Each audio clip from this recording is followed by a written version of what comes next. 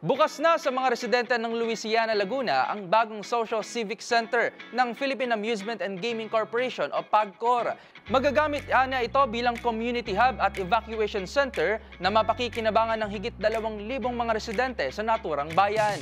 Ang mga detalye panoorin sa report ni Arnold Herrera.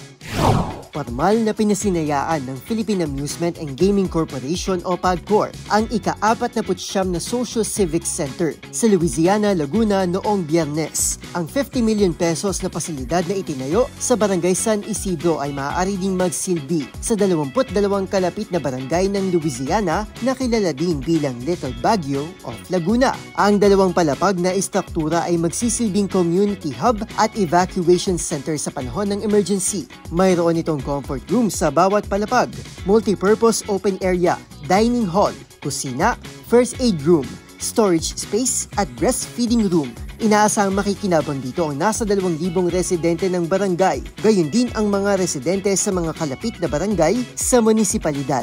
Isa nga sa mga dumalo sa inaugurasyon, si PAGCOR Assistant Vice President for Community Relations and Services Eric Balcos, na hinimok ang mga residente na maging responsable sa pagpapanatili ng gusali upang matiyak ang pangmatagalang paggamit nito at nang mapakinabangan pa ito ng mga susunod na henerasyon ng mga residente ng Louisiana.